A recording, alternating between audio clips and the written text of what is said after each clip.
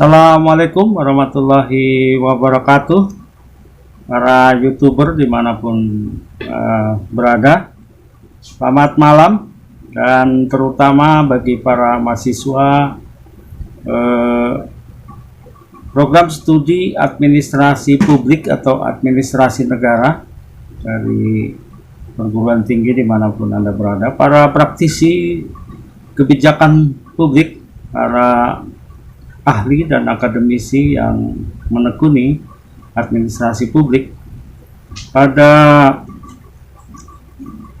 diskusi malam ini kita akan membahas 4 studi kasus yang berkaitan dengan implementasi kebijakan publik.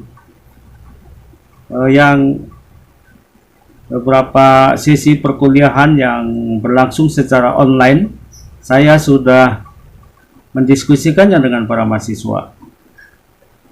Diskusi kasus pertama berkaitan dengan sebuah pertanyaan yang cukup substansial, berkaitan dengan pertanyaan kepada para mahasiswa, bila Anda sebagai birokrat dan pejabat administrasi publik diminta untuk membuat laporan pertanggungjawaban keuangan yang Anda tidak tahu peruntukan dan kegunaannya, apa yang Anda lakukan? Sebagian besar mahasiswa menjawab, laksanakan saja. Kemudian sebagian mahasiswa yang lain menjawab, tidak perlu dilaksanakan. Bagaimana bila risikonya itu menyangkut bahwa Anda sebagai pelaksana administrasi publik mengancam jabatan Anda, atau Anda terancam untuk dicopot jabatannya karena misalnya Anda tidak melakukan perintah atasan itu? Apa yang harus Anda lakukan? Pada umumnya para mahasiswa akan diam, dan kalau Anda pertanyakan itu kepada para masyarakat umum atau kepada publik, tentu dalam situasi model patron claim dan demokrasi yang model masih menganut paham feodal, maka kebanyakan akan diam atau bahkan membiarkan itu. Dalam konteks kajian tentang studi kasus ini, menarik untuk kita diskusikan. Itu salah satu studi kasus, nanti kita akan kaji itu lebih mendalam dalam konteks yang lebih spesifik lagi, tetapi juga dalam konteks atau perspektif administrasi publik. Studi kasus kedua adalah saya sering mempertanyakan kepada para mahasiswa, bila Anda sebagai pejabat publik yang diberi amanah penggunaan anggaran rakyat, lalu pagu anggaran tersebut dipergunakan bukan sesuai peruntukannya oleh bagian di bawah struktur yang Anda pimpin, apa yang Anda lakukan? Maka umumnya mahasiswa menjawab, lakukan tindakan dan pertanyakan dan mintai pertanggungjawabannya. Maksudnya kita sebagai pimpinan atau atasan tentu mempertanyakan pertanggungjawaban penggunaan pagu anggaran itu untuk apa dan bagaimana. Kemudian bila Anda memiliki atasan yang lebih tinggi di atas Anda, dan justru atasan Anda itu terkesan memberikan dukungan terhadap misalnya penggunaan pagu anggaran atau penyalahgunaan anggaran yang tidak sesuai dengan peruntukannya, apa yang Anda harus lakukan? Umumnya mahasiswa akan kesulitan untuk memberikan jawaban atau lebih banyak diam dan tidak memberikan jawaban apapun. Kemudian studi kasus yang ketiga berkaitan dengan sebuah pertanyaan penting, adalah bila institusi Anda bersama pihak swasta telah melakukan rapat dan Anda ada kesepakatan bersama untuk melakukan memorandum of understanding gitu ya. Mungkin juga bukan hanya sekedar memorandum of understanding, tetapi memorandum of action atau memorandum of agreement. Kemudian Anda sebagai pejabat administrasi publik membuat draft MOU itu untuk ditandatangani, tetapi dalam prosesnya atasan Anda mengajukan sendiri kesepakatan berbeda pada pihak ketiga atau pihak swasta dengan negosiasi sendiri dengan model sering sekali dikenal dulu ada istilah hanky-panky yang kembali saat ini dipopulerkan oleh Bapak Dr. Rizal Ramli tentang hanky-panky itu, atau dalam bahasa yang lebih dapat disederhanakan apa yang disebut dengan kong kali kong. Misalnya berkaitan dengan kebijakan-kebijakan yang akan diambil dan yang lain. Tentu para mahasiswa juga akan menjawab umumnya agar tindakan itu dilaporkan kepada aparatur penegak hukum. Tetapi bila modus operandi atau tindakan-tindakan hanky-panky atau kong kali kong itu telah melibatkan para pemegang kekuasaan hukum, politik, dan pemegang kekuasaan uang atau finansial, apa yang harus Anda lakukan? Tentu para mahasiswa juga akan kembali terdiam dan tidak memberikan jawaban atau tanggapan apapun. Lantas bagaimana bila Anda yang ditanya dengan pertanyaan seperti itu? Dan studi kasus yang keempat adalah berkaitan dengan pertanyaan penting berkaitan dengan bila Anda sebagai pejabat administrasi publik tidak dilibatkan dalam berbagai kebijakan pungutan resmi maupun tidak resmi yang dilakukan oleh atasan Anda, mengatasnamakan untuk operasional tim, untuk dana budgeter, dana ini, itu, dan kepentingan lainnya, kemudian Anda yang dikomplain oleh masyarakat atau pihak atau publik ya, apa yang harus Anda lakukan? Umumnya para mahasiswa akan menjawab, silakan komplain pada pejabat publik yang bersangkutan. Dan mahasiswa yang lain menjawab agar kasus itu dilaporkan kepada penegak hukum, dan yang lainnya menjawab biarkan saja Pak, itu menjadi urusan pertanggungjawaban pribadi yang bersangkutan. Bila itu dipertanyakan kepada Anda, apa yang harus Anda lakukan? Para YouTuber dan mahasiswa serta para praktisi di bidang kebijakan publik dimanapun Anda berada, banyak sekali studi-studi kasus semacam itu berlangsung dari level birokrasi di tingkat atas sampai birokrasi di tingkat bawah. Para ahli sering menyebut bahwa dalam perspektif administrasi publik sering disebut dengan apa yang disebut dengan spoil. Spoil itu adalah kejahatan yang sifatnya administratif, juga melibatkan para pejabat publik yang berkaitan dengan rekrutmen para staf atau rekrutmen para birokrat yang tidak sesuai dengan kompetensi, keunggulan, dan keahlian seseorang, tetapi berdasarkan kalau di Indonesia sering disebut dengan bagaimana dilakukan dalam pendekatan kolusi, orang-orang terdekat yang melakukan kolusi, nepotisme terutama ya, karena berkaitan dengan orang-orang yang memiliki kesepahaman secara kepentingan, kesepahaman dalam tujuan-tujuan tertentu yang kadang-kadang akan merugikan publik atau masyarakat. Spoil ini adalah penempatan-penempatan orang yang tidak profesional pada jabatan-jabatan tertentu yang tidak didasarkan pada direct man and direct list. Ini tentu sangat merugikan. Tetapi tidak kalah penting bila kita diskusikan 4 studi kasus itu yang terjadi sangat meluas dan pada pertanyaan mendasar tentang good government dan clean governance, tentu ini menjadi sebuah kerja yang tidak hanya menjadi kerja-kerja yang sifatnya sporadis, tetapi tentu membutuhkan semacam pengawasan, membutuhkan semacam ketegasan, penegakan hukum, dan yang lain-lain.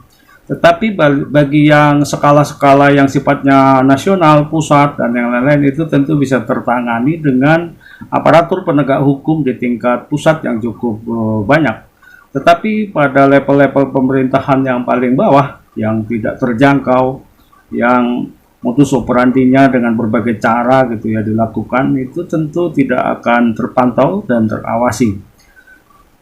Oleh karena itu para netizen, para YouTuber, dan para pemirsa dimanapun Anda berada, yang terpenting adalah bagaimana melakukan upaya pengawasan.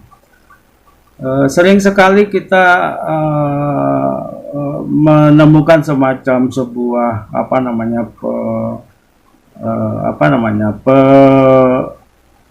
penguat ya, semacam dukungan secara legitimasi bahwa niat baik seseorang itu menjadi sebuah pegangan. Padahal dalam perspektif administrasi publik tentu tidak demikian.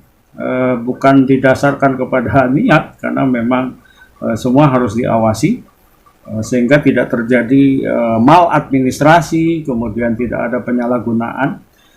Pentingnya para aparatur dan pejabat administrasi publik di birokrasi pemerintahan, di pusat maupun daerah, di institusi apapun itu adalah untuk menjaga agar tidak terjadi penyalahgunaan wewenang dan kekuasaan. Tidak ada satupun penyalahgunaan kekuasaan atau korupsi sekalipun yang tidak di backup atau didukung oleh administrasi yang untuk melakukan kejahatan itu atau melakukan penyalahgunaan kekuasaan dan wewenang. Oleh karena itu, begitu pentingnya peran administrasi publik dalam mengawal sebuah proses clean government, kemudian good government gitu-gitu ya, pemerintahan yang baik, pemerintahan yang bersih, yang melayani. Dalam perspektif new public service, maka pelayanan publik itu harus memperhatikan hal-hal yang demikian. Dan di akhir dari diskusi kita ini penting untuk kita menyampaikan atau mendiskusikan hal pokok daripada semua studi kasus yang sudah kita kemukakan tadi adalah soal bagaimana bahayanya orang yang diam. Maksud saya, konteks pertama bahwa orang yang diam itu membahayakan adalah kita takut pada orang-orang yang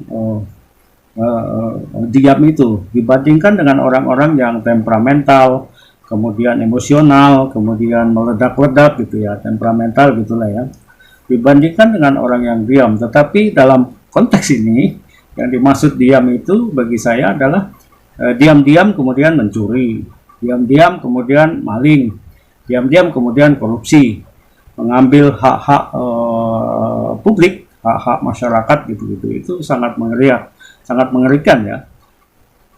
Kemudian banyak juga tentu yang kita ketahui bahwa kejahatan-kejahatan dalam skala yang besar, penyalahgunaan wewenang dan kekuasaan dalam skala besar maupun dalam skala kecil itu dilakukan secara diam-diam, seperti sebuah skenario sindikat, dan itu tentu dilakukan secara diam-diam. Tetapi yang terpenting adalah dari birokrasi pemerintahan akan memberikan support dan dukungan baik secara sengaja maupun tidak sengaja untuk memuluskan dari rencana-rencana, kemudian perbuatan penyalahgunaan itu yang didukung oleh administrasi. Itu konteks pertama dari apa yang saya sebut dengan diam itu membahayakan. Diam yang kedua adalah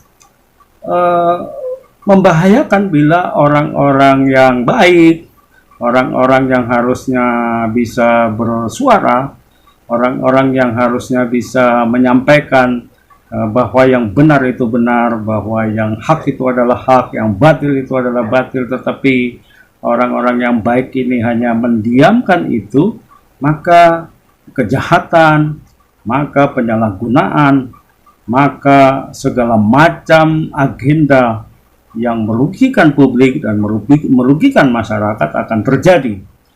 Oleh karena itu, ada suatu istilah yang sangat populer, bahwa orang yang mendiamkan kejahatan sama dengan artinya menyetujui atau memberikan support dan dukungan terhadap kejahatan itu, apapun itu bentuknya. Para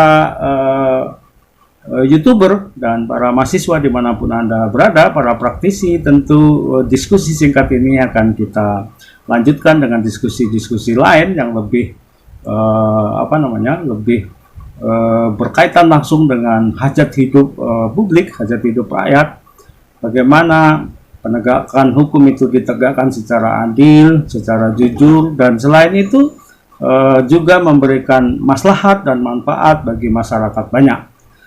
Para YouTuber dan mahasiswa dimanapun Anda berada, beberapa studi kasus ini layak untuk menjadikan sebuah penelitian, kajian yang cukup mendalam, dan bisa pada studi-studi kasus tertentu bisa menjadi sebuah, bukan hanya sekedar studi atau kajian yang sifatnya ilmiah, akademis, tetapi juga tentu akan menjadi temuan-temuan yang di masa yang akan datang bisa menjadi laporan temuan-temuan kejahatan publik yang dilakukan oleh para penyelenggara administrasi publik, yang dilakukan oleh para pejabat publik dimanapun berada. Dan status ini tentu, atau studi-studi kasus ini bisa menjadi sebuah laporan dan temuan yang ditindaklanjuti secara hukum atau dalam tingkat-tingkat yang lain, yang akan menjadi sebuah tindakan untuk melakukan tindakan penegakan hukum dan lain-lain. Oleh karena itu, para YouTuber dan netizen dimanapun Anda berada, ada 4 studi kasus yang sudah kita diskusikan, dan mudah-mudahan para YouTuber dan pemirsa serta para mahasiswa dimanapun Anda berada, Anda bisa mengusulkan untuk mengajukan beberapa studi-studi kasus yang bisa jadi akan kita dampingi, bisa jadi akan menjadi laporan temuan penyalahgunaan hukum dalam tindakan pidana atau maladministrasi atau tuntutan perdata dan yang lain-lain. Para YouTuber dan mahasiswa dimanapun Anda berada, terima kasih Anda sudah menonton dan menyaksikan tayangan YouTube di channel CEI Network, dan kiranya Anda bisa berpartisipasi untuk memberikan like, subscribe, dan memberikan dukungan terhadap channel CEI Network ini, sehingga memberikan tayangan-tayangan yang lebih berkualitas dan memberi manfaat bagi pencerahan kehidupan bermasyarakat, berbangsa, dan bernegara, terutama untuk pencerahan di bidang program studi administrasi publik di mahasiswa perguruan tinggi dimanapun Anda, dan juga memberikan wawasan informatif yang sifatnya menginspirasi bagi para penyelenggara administrasi publik. Terima kasih, kita bertemu kembali di diskusi-diskusi yang sifatnya studi kasus di masa yang akan datang. Selamat malam, billahi taufik wal hidayah. Wassalamualaikum warahmatullahi wabarakatuh.